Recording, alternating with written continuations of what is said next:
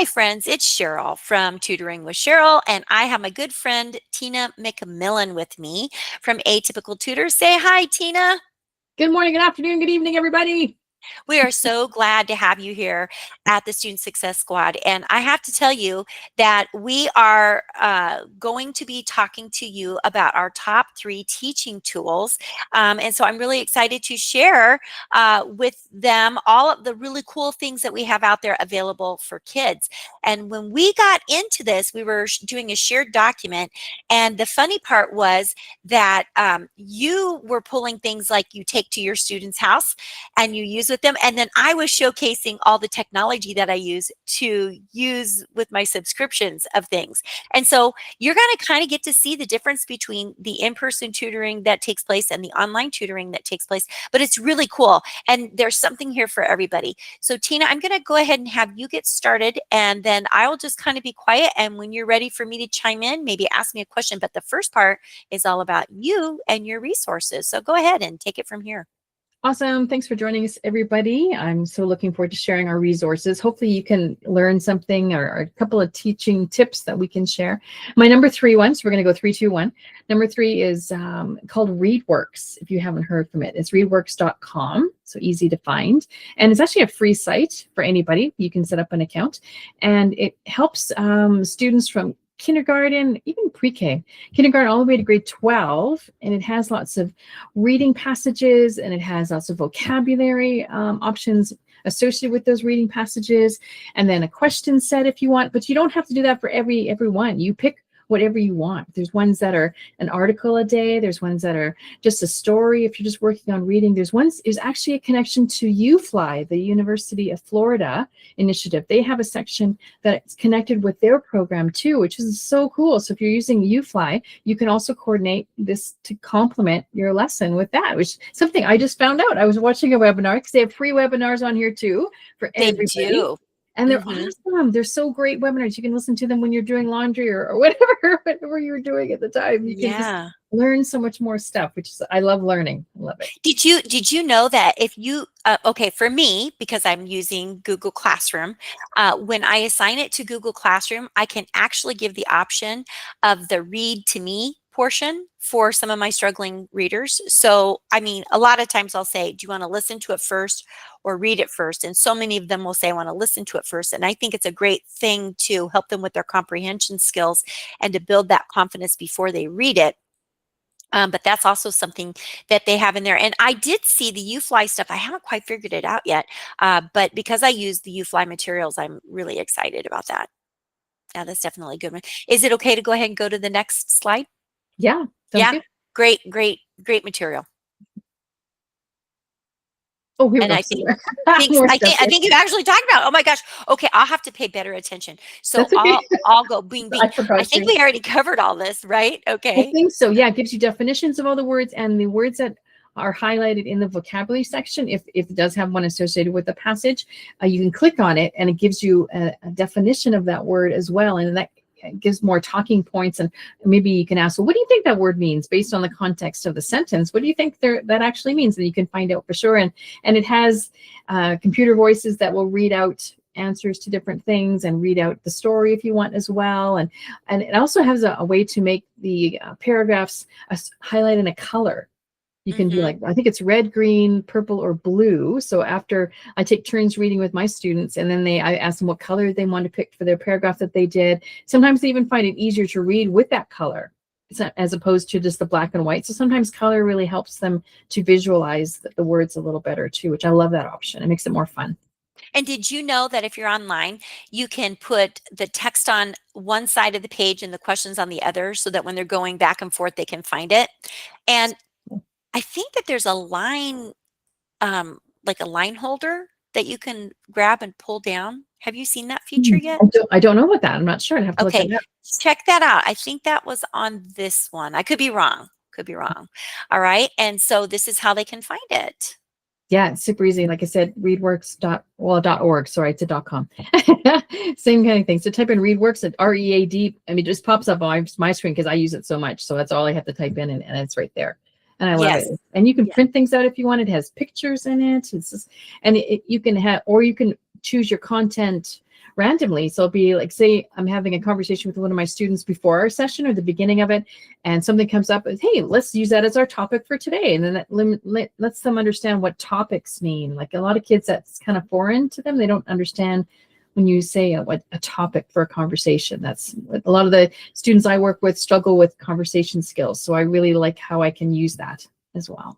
Yes, and I just used a passage from that last night with the seventh grader because yesterday here in the States was Veterans Day or Armistice Day.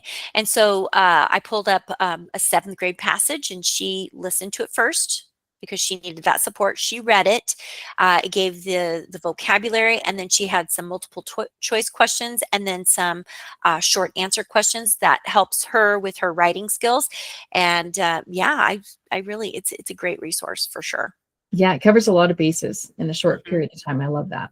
mhm. Oh, and this one's called Switch It. It's through Reading Simplified. Oh, that's their website.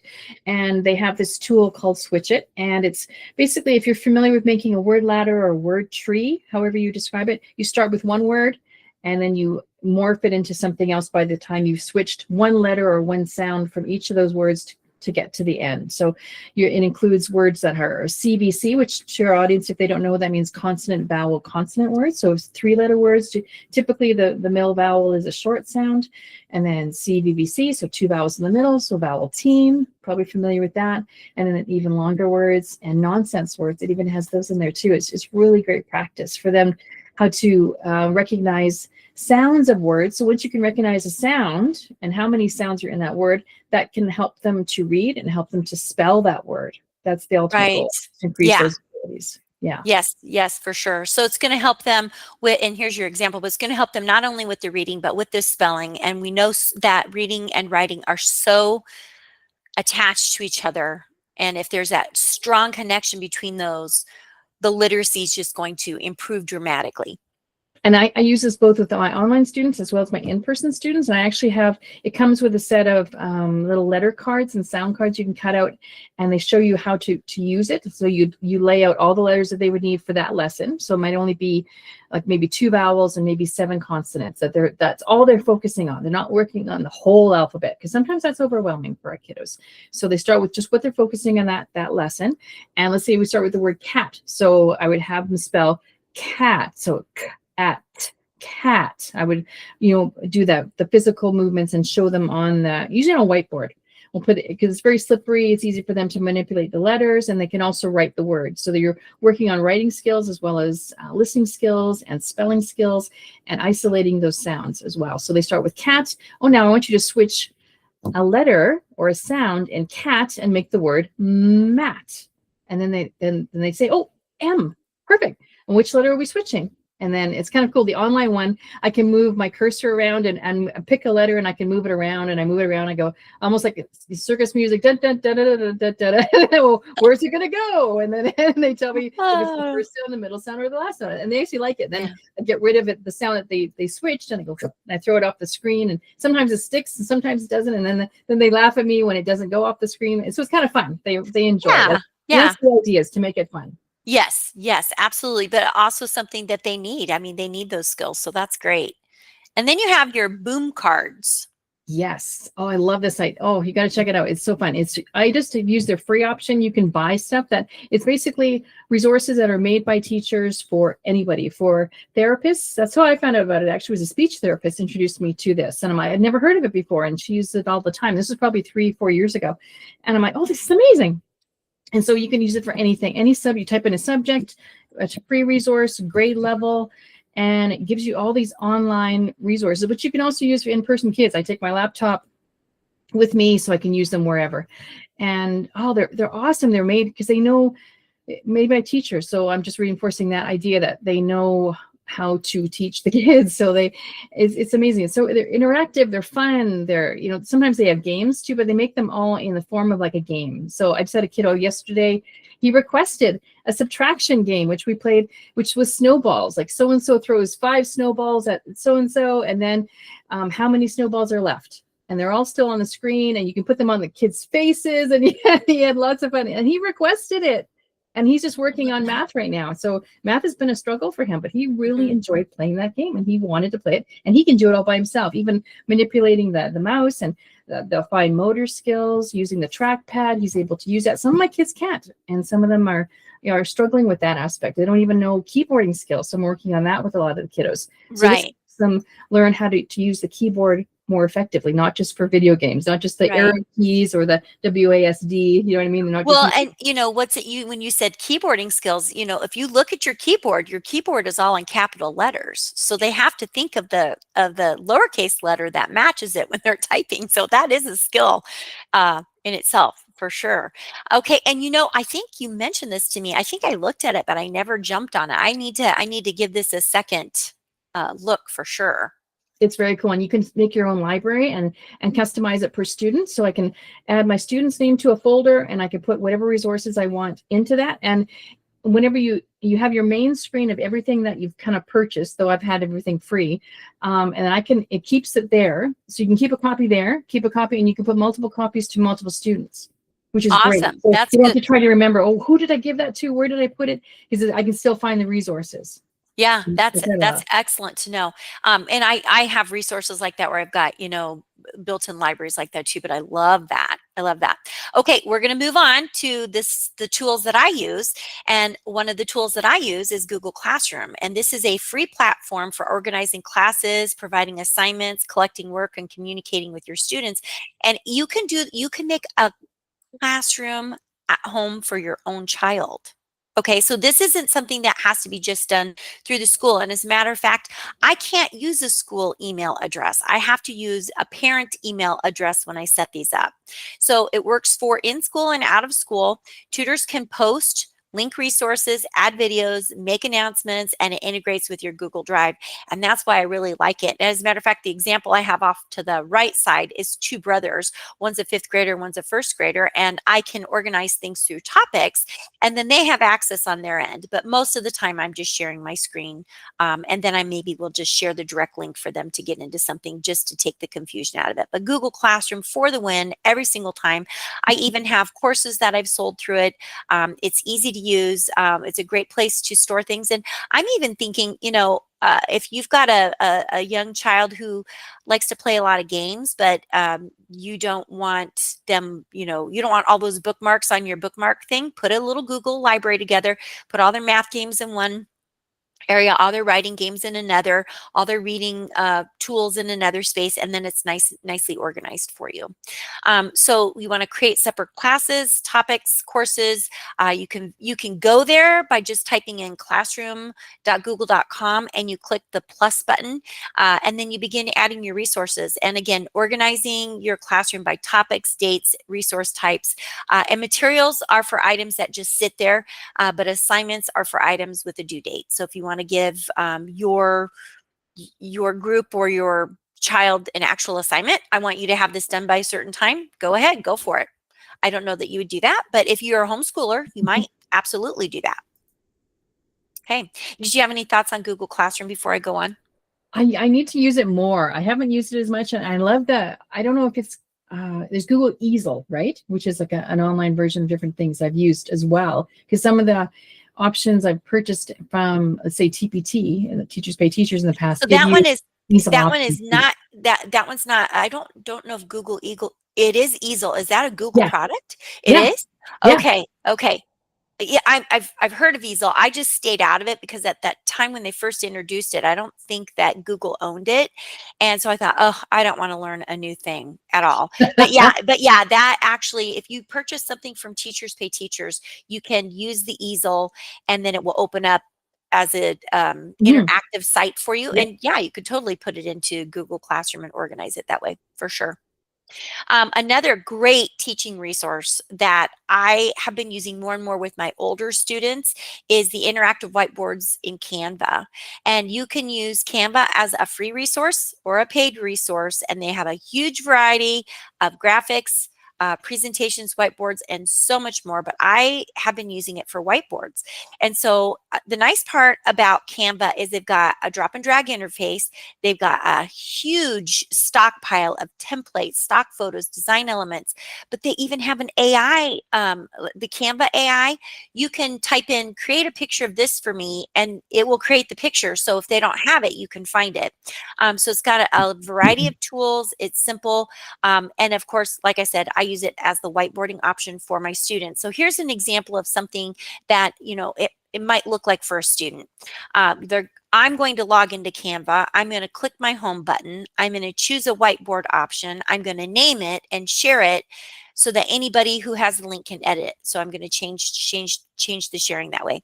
And then I show my students how to use the tools as I upload different things into it. So for example, right over here, this was a PDF that I brought in, okay? And then when you click on the PDF, it just enlarges, and then the kids can write on the board. They can also type too. It depends on if they've got a screen that they can write on or if they're typing, but it really simplifies things. I really like it. Okay, but my number one teaching resource for me, because I'm an online tutor, is Google Meet. It's a free, and we're actually recording this in Google Meet. It is a free online conferencing software. It can be used on computers, tablets, and phones, and it allows you to share links and you can write on the screen. There's one disadvantage to it. If you're going to teach from a tablet or from your phone, the little pencil only works for you. But if you teach from a computer, you can allow access to the recipient on the other end, and they can also write on the screen. So it has adult controls, the adult controls who enters the meeting. So I only share the link with trusted people. We've got screen share and audio can be turned on or off for the student. We can, and honestly, I will turn off my students' video when they're acting silly. So I just turn it off, and then I say, I'm going to turn that back on for you. So you click your button, I'll be able to see your face again. And so that really controls some of the silliness that sometimes I get. You can easily share those documents straight from your Google Drive because Google Meet is part of your Google Drive. And so I'm not having to download things. I can just say, here's the link. They have, they can edit within it, and it's super simple. And of course, they've upped their game, and we have annotation on the screen as long as you're using a computer. If you can do it on, if I'm on a computer and my student is on an iPad or a Samsung tablet or something like that, I can allow them annotation privileges. But like today, as I said, I was going to take my tablet, and if I end up doing that lesson, my student will not have annotation privileges. So I will be using the Cami app for that. And if I could have done 4 resources, I would have talked about that as well. And it's the features for Google Meet are really easy to use. You've got your microphone, your camera, you have closed captioning. They can do reactions. You can turn those on or off. There's the screen share button. They can ask a question. The 3 little dots down here I'm trying to read that. Screen meeting options and recording. They can hang up. They do that occasionally, and then I invite them back in. The in-call messaging is down here in the corner. And then this little box right over here allows you to do polls and other things, but most of my students, they can never figure that out. So it's not really helpful for my students, but that's okay. So those are our top three teaching tools. And we want to let you know that you can find us in different places. This is where you can find Cheryl. I'm on Tutoring with Cheryl on Facebook and on YouTube. And my website is just tutoringwithcheryl.tutorbird.com. And then I'll let you go through yours.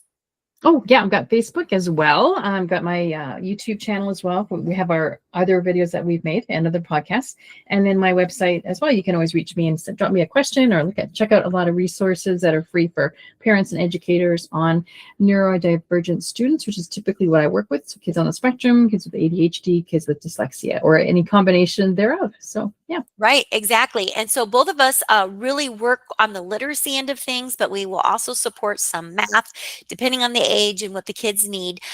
This is our 14th recording, and we're going to take a little vacation. That doesn't mean that this is the end. And Tina was like, "Oh no, we're done." No, I think we'll just take a little bit of a break, but please leave us any questions, comments. Your feedback will help guide us on, any future recordings. We hope that this has helped your child to be successful, and now for you to be successful because you have some teaching tools that you can use as well. But for any of your literacy issues, make sure that you reach out to me as well. And we just really want to thank you for your time. Yeah, I'm going to miss this, but I'm really glad that we did it. Absolutely. I've learned so much from you and just from researching the topics we've covered, even though a lot of it's kind of in our brain. Sometimes it's nice to get that out and make room Yeah, for new stuff. yeah, Exactly. exactly. So make sure that you like, subscribe, share, and we want to thank everybody for joining us. Bye bye. Bye. Thanks so much, everybody.